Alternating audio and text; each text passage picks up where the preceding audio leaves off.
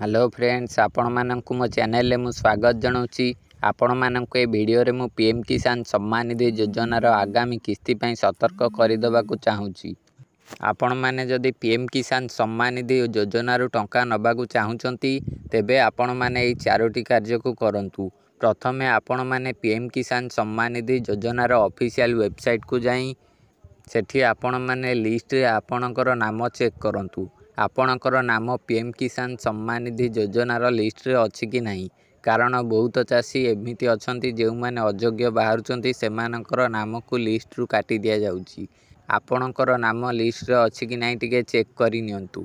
एहा सहित जदि आपणकर नाम लिस्ट रे थाए तेबे आपण माने ई-केवाईसी करिचंती कि नहीं एहा को चेक करंतु। जदि ई-केवाईसी करि नथिबे तेबे आपण माने पीएम किसान सम्मान निधि योजनार लाभ नहीं पारिबे नहीं। एहा सहित आपण माने जो जमी कागज पत्र देइचंती से जमी कागज पत्र गुड़िक जांच होइथाय। जांच होला बेले जदि आपणकर किछि भूल भाल बाहरे तेबे आपण मानकु टंका दिया जाई नथाय ओ आपणकर जदि आधार सहित बैंक अकाउंट लिंक नथाय तेबे मध्य आपण मानकु टंका मिली नथाय। ए सबु उपरे आपण माने ध्यान दियंतु। जदि आपण माने ए सबु गुड़िक न करिवे, ए सबु गुड़िक जदि आपण ठीक न रखिबे तेबे आपण माने टंका पाइबेनी।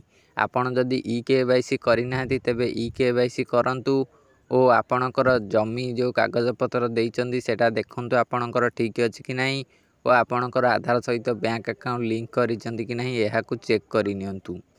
ए सबु चेक करिबा द्वारा आपणकर जहाँ भी किछि भूल बाहरिबो आपण माने ताहाकू ठीक करले आपण माने पीएम किसान सम्मान निधि योजनार लाभ नहीं पारिबे।